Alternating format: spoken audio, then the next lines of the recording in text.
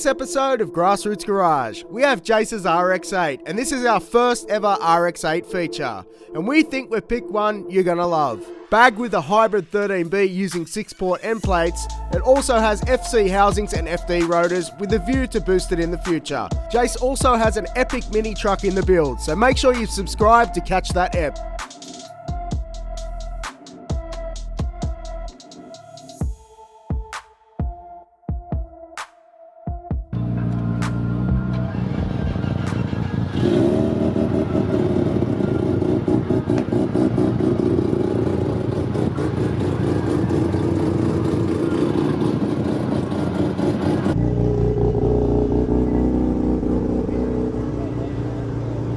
Jase, thanks for your time, man. No worries, man. Legend. Always. What year model is it? 2004 RX8. All right. Got custom semi PP manifold. Got the FD upper, and we put a Nikon Rotary throttle adapter on it, and I've got the RX8 fly-by wire. Yep. Because of the tight thing, I welded that on. Yep. That's pretty much just K&N stock RX8 Typhoon setup, but Yep. I've changed this and made all my own box. That's the only original part. Put twin oil coolers on it. Where are they hiding under there? Well, they come out factory with one there, Oh, yeah? but over in the UK, they come out one on this side. Oh, sick. So I brought a UK setup and then just done all my own braided line kits. And you could actually notice the cooling difference in the car. And then I've got 7-inch twin thermos on them, and I can be in traffic and hit my thermo, and you can watch the temp go. So rad. yeah. So we've got your RX8's motors are 6-port, so I've got the 6-port end plates. Yep. Then I've got FC housing, center plate and housing. Then I've got FD rotors inside for boost later down the track. So I was just going to brought it as a basic car and was going to keep had coilovers in it. I thought I'd put a set of Simmons on and have a nice cruiser until I cracked the heater hose and blew the engine, done a water seal, and then I went the hybrid semi PP and yeah.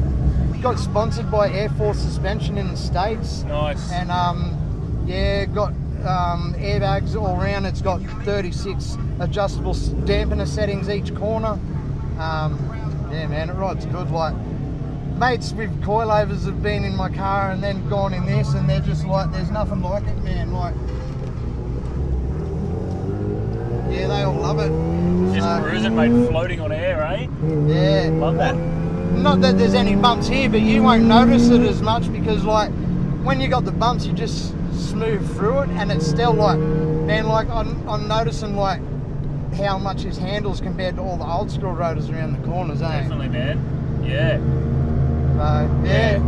So it's sort of snowballed a little bit from just being a little cruiser to have something to cruise around at meets like this while I get my other two projects going, because I don't know if I've even told you about my wagon. Nah, only about the truck. I've got a 808 wagon that I've took the 4 doors off and cut the B pillar out and put coupe doors on it. Oh, sick. Swapped the B pillars from side to side and cut parts out of the back doors, grafted them into the coupe doors so the doors open suicide. Oh, that's sick, man. And then I'm rear door skin to fill in the rear door section, and cutting the whole floor out, full chassis, airbag laying on the ground, 20 BPP. By that point I might even go 26 PP, but we'll see what happens then. Yeah. But yeah, I'll get the mini truck finished first and then get back onto my wagon. Nice. So what got you into rotaries originally? Man, I was probably about 7 years old. Went to a family Christmas down here at Penrith at Nepean River, and there was a fella. I seen a RX3 coming down, and I'm like, what the hell's that? It sounds like it's going to blow up. And there was an SLR 5000, and I was always a Holden man as a kid, and yeah, I watched this little Mazda roast this Tirana, and from then on, man, I haven't even wanted Tiranas. I've been given some pretty cool cars like Holdens by my father, and I'm like, not interested. Give me a Mazda, man. Yeah. That's bad. But yeah, so I've been in the rotor scene for 30 years plus. Yeah. I'm going on 48, and I had my first Rotary when I was 17. So, Nice. man, I could retire on the cars that I've scrapped, which Oh, is sad really? about Mazdas. Yep. Yeah, we used to buy them for $200-300 and use them as rally cars up the mountains. That's it, eh? Yeah, that's where we learnt to drive and throw them around instead of being on the street. That's it, man. Keep it safe, keep it real, and then you're not classified as one of the hoon dickheads, man. So, say I gave you unlimited budget, what would you do to this? Due to this, Yeah. probably keep pursuing what I'm doing with it, because it's such a odd sort of thing, like what I'm doing with this, because this engine's actually got 8 inlets and 4 exhaust outlets. Yep. Whereas your normal Rotor's got 4 inlets and 2 outlets. Yep.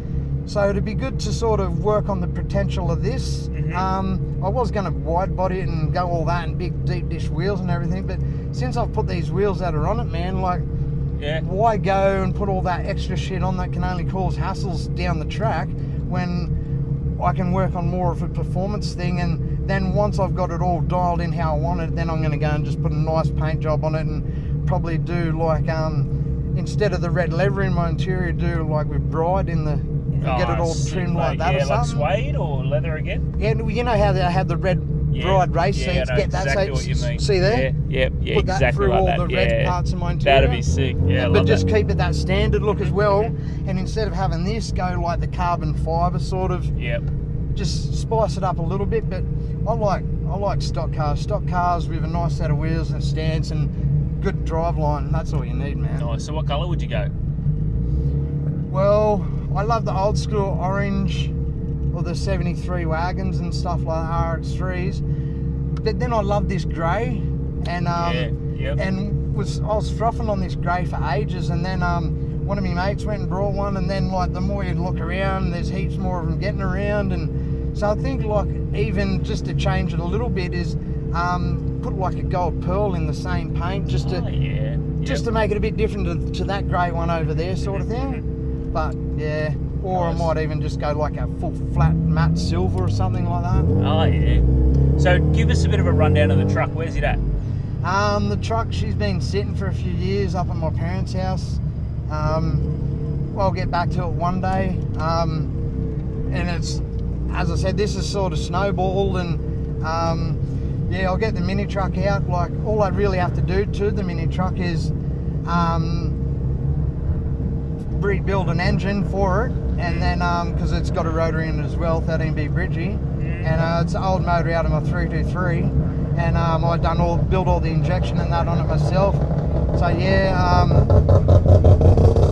do all the wiring and sheet metal my engine bay, and it's ready to go for engineering and Nice. that sort of stuff. So it's just the spare bit of time and coin, and having this car as a driver and then 2 projects sort of ties up a lot of money and things. Yeah. So Yep. you just got to work your ass off until you've got that bit in your kitty and you can go that bit more. So Definitely. yeah, I definitely hope to have it, my mini truck here 100% next year. So even if it's not registered, just running and driving. Yeah. Well, this you're sitting in Jase's beautiful RX8, and it's a quick little car, NA, possibly turbo one day. Yeah, Jase? once we've sorted out all the issues of the NA, like it's got restrictions in the exhaust, so I'm going to do 3-inch membrane exhaust all the way through, take it back to the dyno, see how that goes. If we've got any issues with the inlets, might change doing all the inlets, and yeah, then put the 102mm turbo on and see how Sick, it man. goes. That's it for Jase's beautiful little RX8. Jase, you're a legend, man. Thanks for your time. Cheers, man. Thanks for having me.